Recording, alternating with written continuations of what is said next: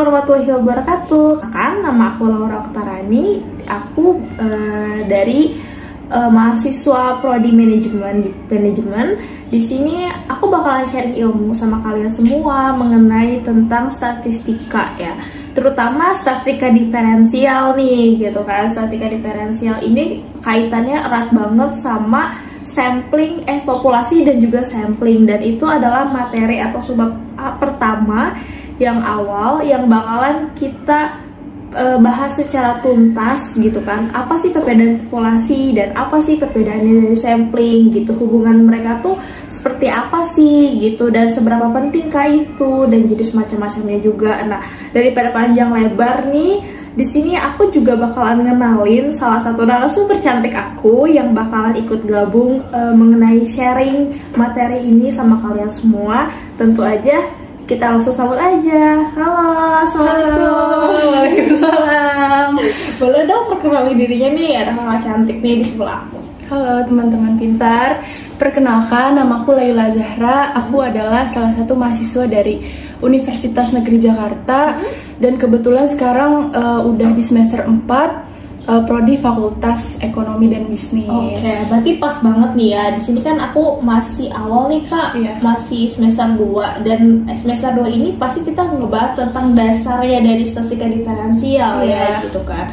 Nah, kalau misalnya semester 4 ini udah masuk ke metodologi penelitian ya? Bener banget. Aku udah masuk ke metodologi penelitian, dan itu praktek langsungnya dari teori statistika itu diferensial ini tentang mengenai populasi dan juga sampling. Nah, oke deh, kita lanjut aja. Berarti pas banget nih ya teman-teman. Nah, yang aku udah pahami dan udah aku cari tahu, populasi dan sampling itu ternyata berbeda ya. Populasi itu beda ya.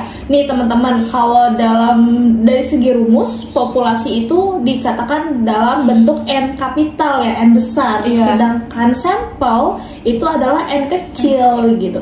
Jadi perbedaannya, populasi itu adalah sebuah atau secara keseluruhan data atau objek yang akan kita teliti gitu. Sedangkan untuk sampel sendiri adalah sebagian kecil dari data populasi yang akan kita uji. Intinya dia tuh sudah mewakilkan seluruh keseluruhan dari populasi tersebut gitu. Iya, bener banget tuh Kak. Oke, sekarang nih kan pasti kita timbul pertanyaan ya Kak Laila nih, kenapa sih kita tuh kalau metode statistika itu harus menggunakan sampel gitu? Kenapa nggak langsung populasi aja? Kenapa kita harus mengenal kedua jenis itu yang saling berhubungan tapi sebenarnya berbeda gitu? Kenapa sih Kak? Alasannya ya, kenapa harus menggunakan sampel tuh pada dasarnya di suatu penelitian itu kita kan perlu mengumpulkan data. Nah, data-datanya itu harus data-data yang valid, dan kita cara mengumpulkan sampelnya juga itu terjun ke lapangan langsung dan mencari subjek penelitian. Dan kenapa sih kata Kak Rara itu kenapa kita harus menggunakan sampel, kenapa nggak populasinya langsung aja? Karena yang disebut populasi itu adalah keseluruhan, yang artinya itu jumlahnya itu yang sangat banyak. Dan kalau misalkan kita memakai seluruh populasi juga akan memakan waktu yang lama dan juga biayanya yang sangat banyak, dan pastinya akan memerlukan prosedur yang panjang dan rumit gitu ya. Maka kita perlu menggunakan adanya sampel agar penelitian ini menjadi efektif dan efisien kayak gitu. Berarti intinya secara garis besar adalah kenapa kita harus menggunakan sampel dalam segi populasi itu karena intinya memudahkan peneliti dan juga hasilnya pun lebih akurat lagi Oke, sip kalau kayak gitu. Nah, oke nih, kita lanjut lagi. Tadi kan kita udah membahas tentang dari segi pengertian populasi dan sampel nih. Ada lagi nih Kak pertanyaan nih yang istilahnya saya dan juga mungkin teman-teman bakalan bertanya juga gitu kan. Sampling itu kan berarti ada dua jenis ya. Ada dua jenis. Ada probability dan non probability gitu.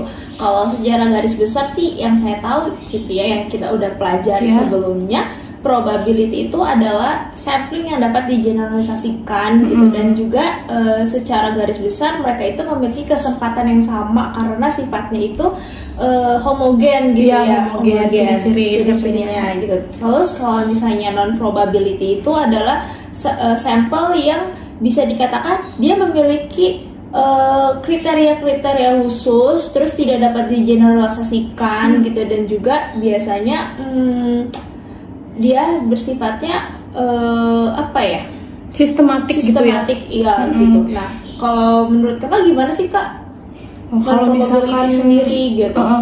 Kalau misalkan perbedaan yang paling menonjol tuh non probability ya gitu kan. Iya, probability dulu.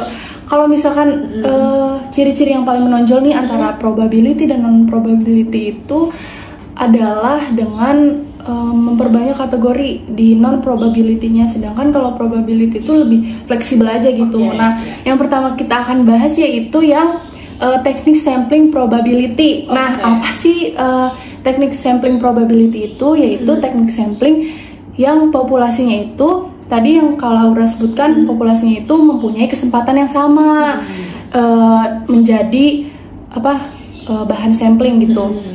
Nah, kalau di probability sendiri itu ada 5 metode. Yang pertama itu random sampling, cluster sampling, stratified sampling, systematic sampling, dan yang terakhir adalah multi-stage sampling. Nah, kita akan bahas satu persatu. Yang pertama itu ada random sampling. Apa sih itu random sampling?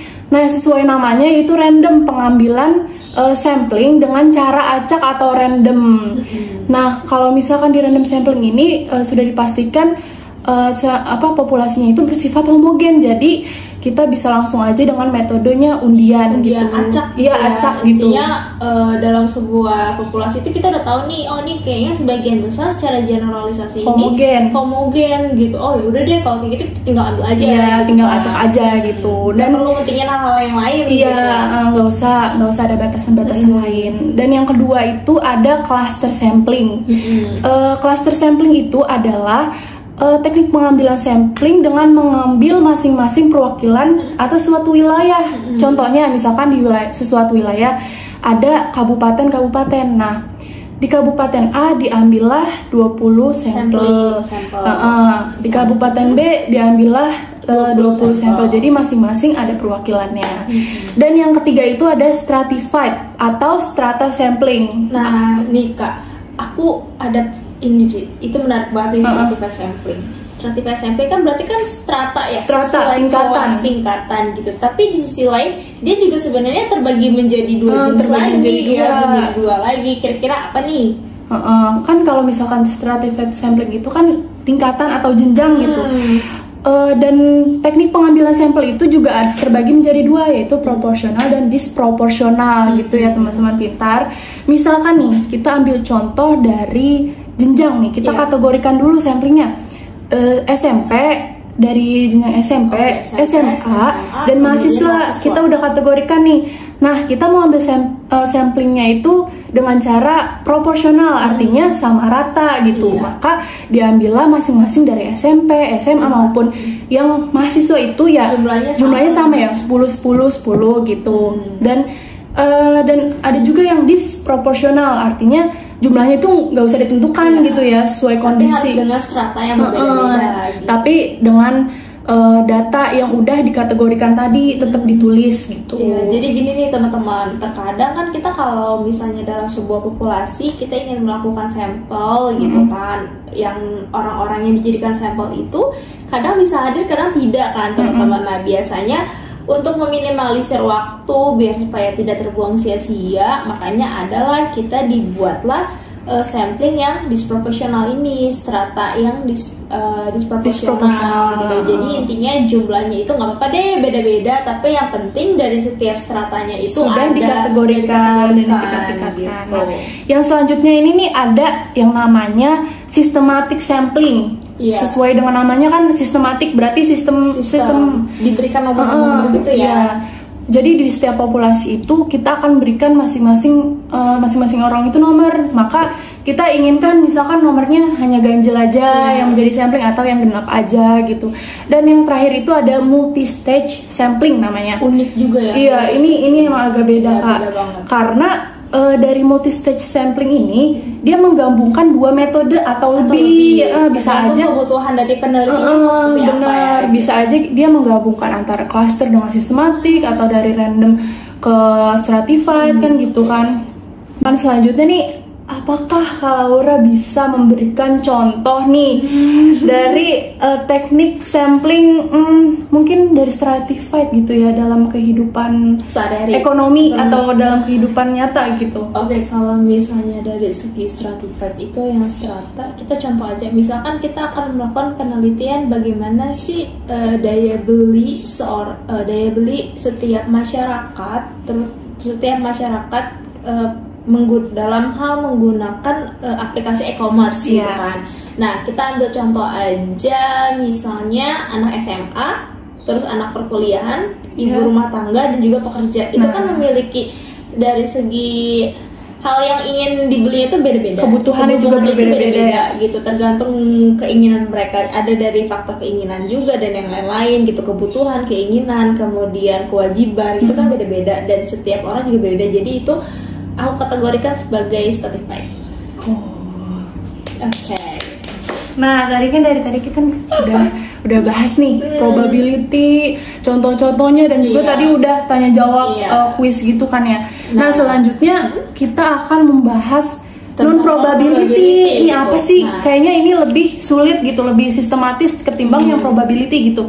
Apakah Kak Laura bisa menjelaskan itu non probability? Kalau misalnya non probability sendiri ya kan, sebagai non probability itu jadi intinya sampel yang tidak bisa digeneralisasikan gitu, dan dia tuh memiliki sifat yang tertentu gitu kan. Nah, di sini tuh dia ada 4 non probability ini, ada aksidental, kemudian purposive, ada kuota, dan juga ada sampling jenuh. Apa sih perbedaannya gitu? Kalau aksidental dari segi namanya aksidental berarti kan accident gitu ya. Berarti dia faktor tidak sengaja gitu. Jadi kalau sampel ini misalnya nih, aku sebagai seorang peneliti, aku datang ke sebuah wilayah itu, tiba-tiba tanpa sengaja ada sampel atau narasumber yang ternyata menguasai tempat itu gitu, tahu gitu.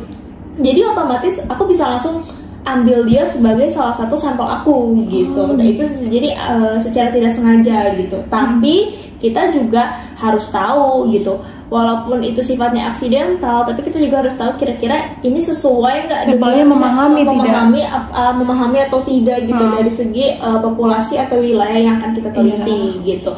Kemudian kalau purposive sendiri, purposive itu dia harus memiliki pertimbangan kriteria tertentu dengan sesuai variabel yang kita teliti gitu. Misalnya contoh variabel yang kita teliti di situ, salah satu variabel itu multivarian, variabel multivarian. Otomatis sampelnya pun harus mendukung si variabel multivarian itu untuk bisa dijadikan sampel dalam sebuah populasi itu gitu. Aku juga tahu nih Kak, misalkan kalau dalam proposif kan kata Kak Laura harus memakai kategori-kategori. Nah, salah satu misalkan variabel revisit intention lah atau kunjungan kembali.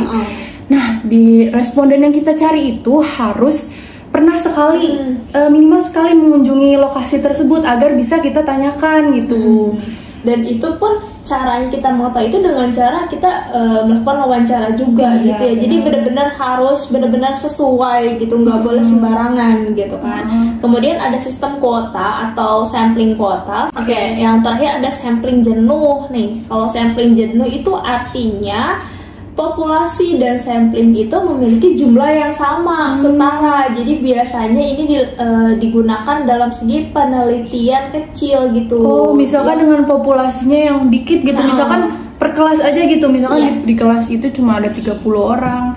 Nah, otomatis sampelnya karena terlalu dikit populasinya gitu ya. Jadi intinya populasi dan sampel ini merupakan dasar dari sebuah penelitian yang benar-benar harus kita antisipasi, harus kita mengerti dari awal gitu. Karena kalau misalnya kita nggak bisa nentuin mana populasi, mana sampling, jenis datanya seperti apa, atau caranya menggunakan sampelnya harus menentukannya dengan cara apa, metode apa, itu bisa bermasalah nanti di hasil penelitian. Iya, benar banget. Oke deh teman-teman, cukup sekian perbincangan dari kami berdua. Semoga perbincangan ini, materi ini bermanfaat ya.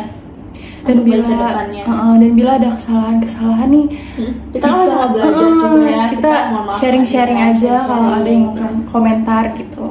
Oke. Sekian dari kami. Wassalamualaikum warahmatullahi wabarakatuh. Bye bye.